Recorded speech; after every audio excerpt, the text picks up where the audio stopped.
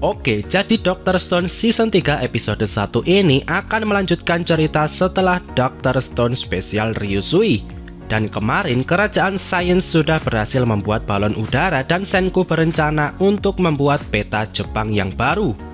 Dengan begitu mereka akan lebih mudah untuk menemukan kilang minyak. Dan sekarang balon udara yang dinaiki Senku, Chrome, dan Ryusui sudah sampai di desa Ishigami. Dan mereka bertiga mendapatkan sambutan yang meriah dari seluruh warga desa. Akhirnya di malam hari diadakan pesta di sini karena kerajaan sains berhasil mengalahkan kekaisaran Tsukasa. Dan Ryusui merasa sangat bangga karena dijamu oleh wanita-wanita cantik dari desa Ishigami. Tapi sebenarnya yang menyajikan makanan di sini adalah wanita yang sudah cukup tua. Dan mereka merasa tersanjung dengan omongan Ryusui ini. Sementara itu di sisi lain Chrome sudah ngiler karena di depannya sekarang sudah ada banyak sekali makanan yang sangat mewah. Dan Ryusui membayangkan makanan mewah dari abad 21, yang mana makanannya sudah dipisahkan sendiri mulai dari appetizer, main course, dan juga dessert. Tapi kenyataan berkata lain dan makanan mewah yang Chrome maksud tadi ternyata hanyalah aneka makanan dari ikan laut. Mulai dari sup ikan bakar biasa, salad ikan bakar, dan dessertnya juga ikan bakar. Tentu bagi Ryusui ini hanya satu jenis makanan saja. Tapi untuk warga desa Ishigami, makanan seperti ini sudah termasuk makanan yang mewah. Dan sebenarnya Jasper dan Turquoise berharap ada beruang yang menyerang ke desa. Dengan begitu mereka bisa memburunya dan mengubahnya menjadi bahan makanan.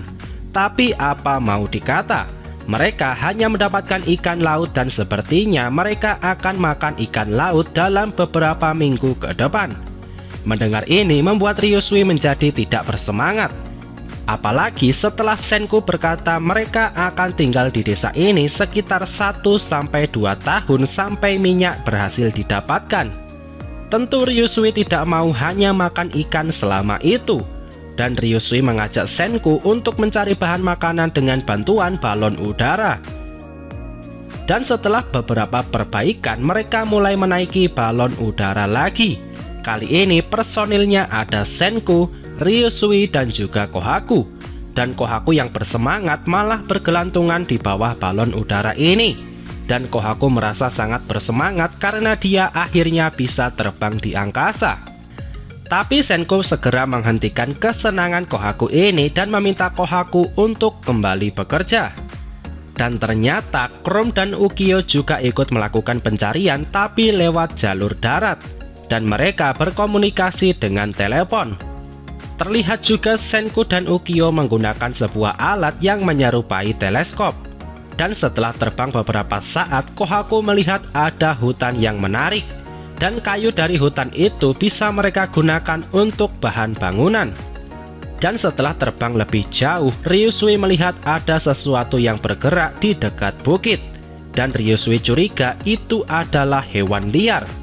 Setelahnya tim darat mendatangi lokasi itu dan ternyata di sana ada kambing liar. Memang hanya ada satu ekor yang mereka lihat di sini. Tapi dengan adanya kambing di sini, artinya di sekitar sini juga ada kawanan kambing liar.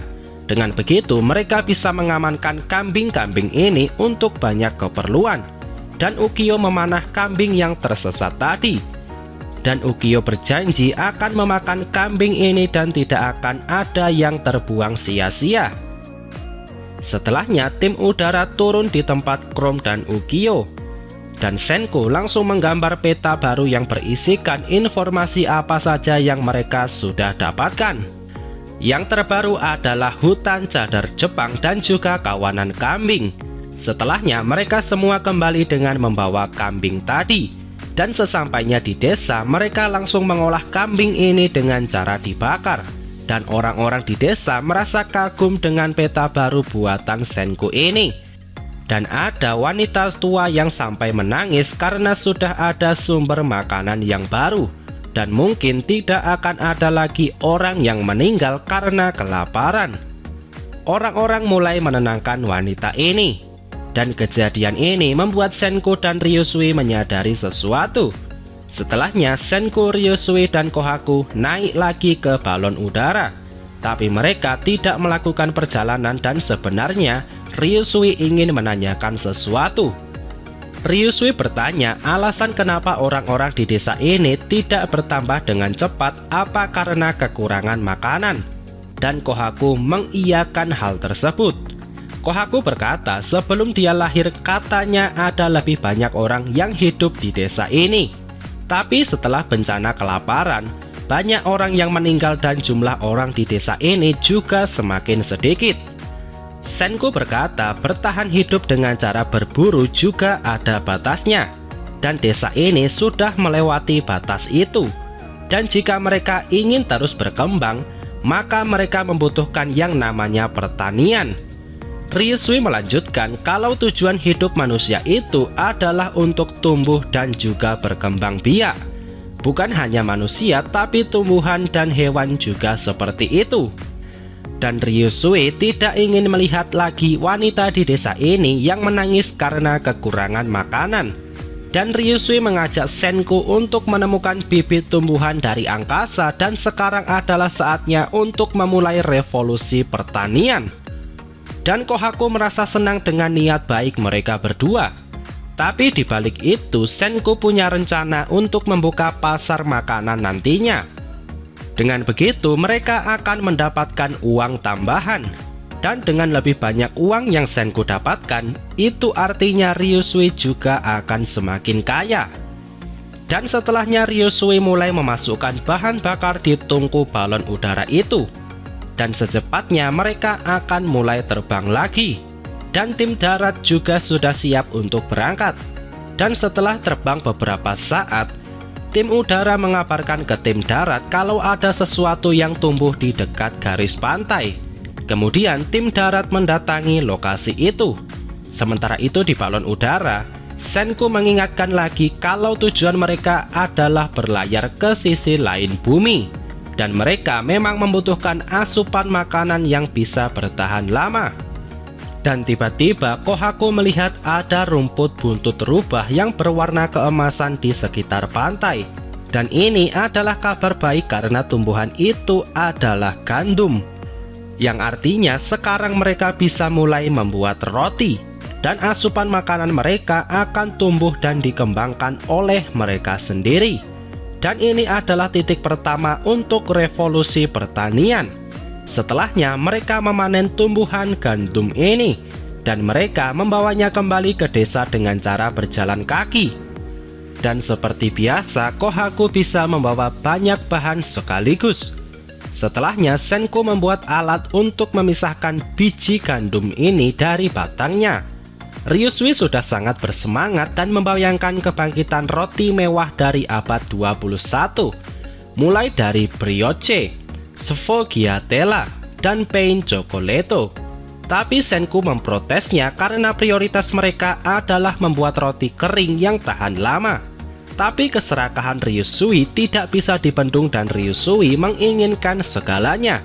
Dan karena mereka akan butuh banyak gandum, maka langkah selanjutnya adalah bertani. Kohaku merasa ini akan menarik karena pasti mereka akan mengolah biji gandum ini dengan sains. Dan Ukyo bertanya ke Senku di mana mereka akan menabur benihnya. Dan Senku berkata mereka tidak bisa melakukannya di sekitar desa ini.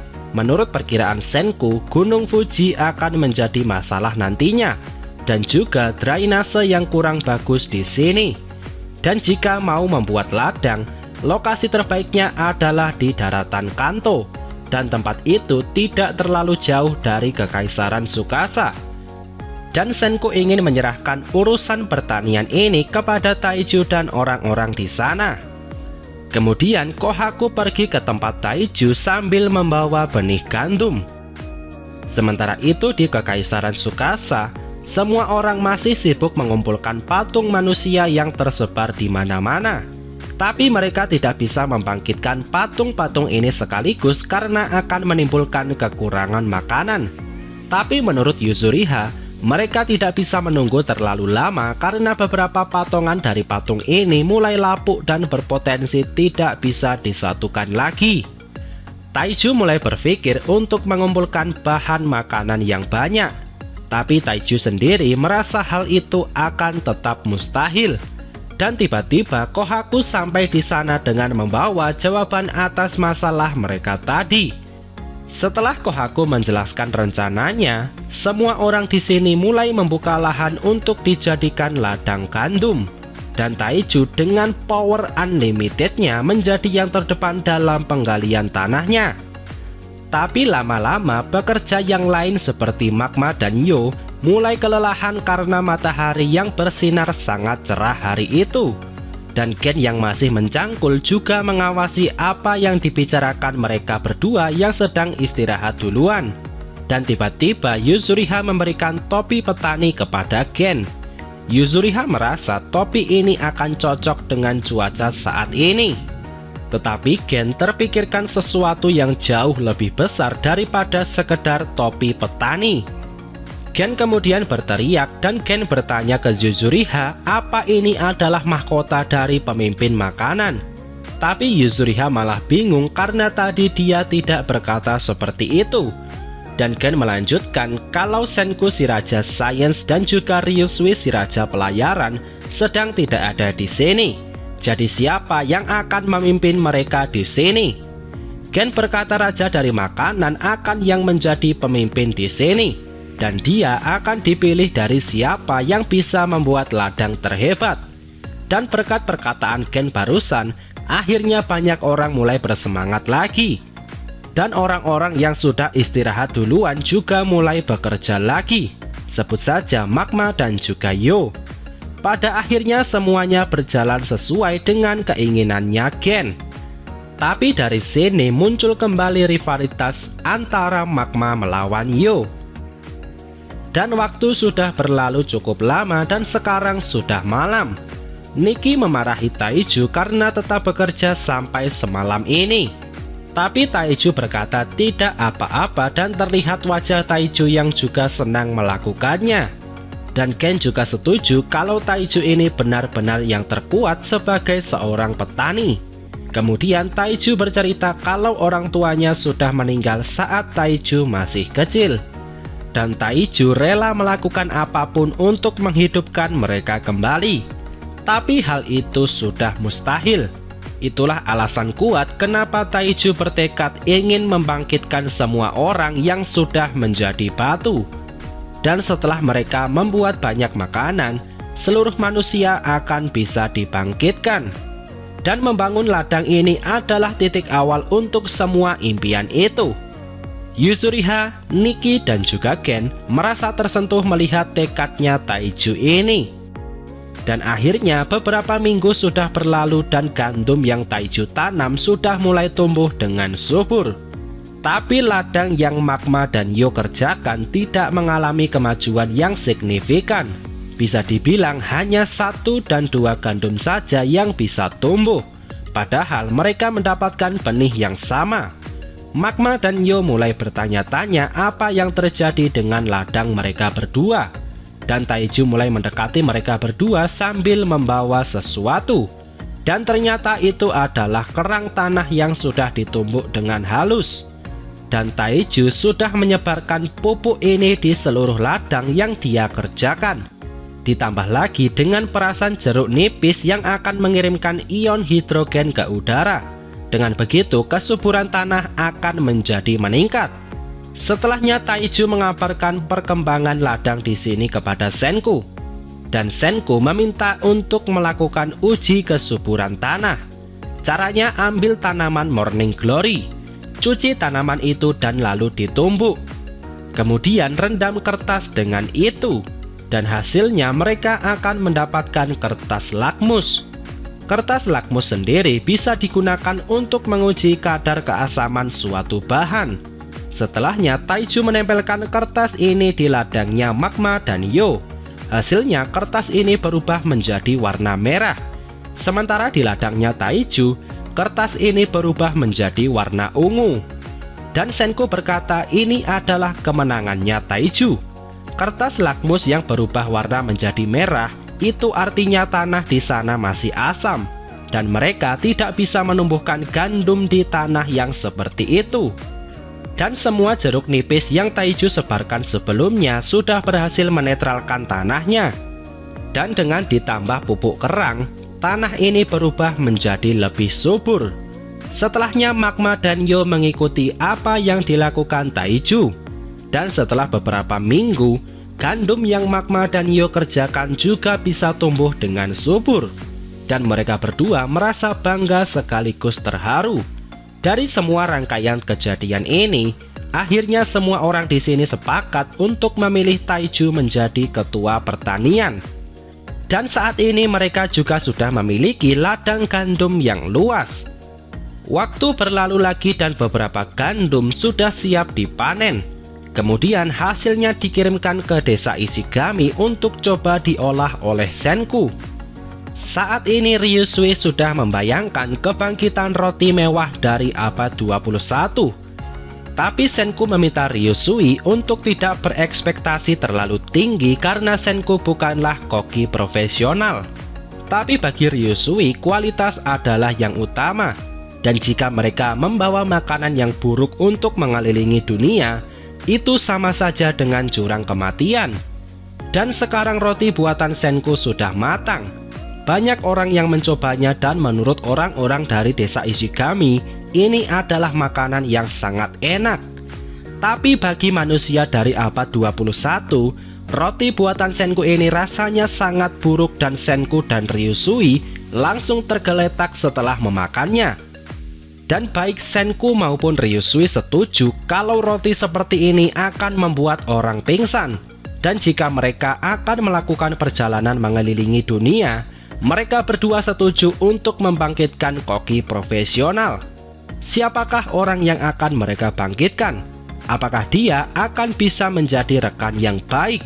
Temukan jawabannya di video pembahasan selanjutnya. Oke, sekian dulu video kali ini. Semoga videonya bermanfaat. Subscribe channel ini dan jangan lupa tinggalkan like di video ini. Dan sampai jumpa di video selanjutnya.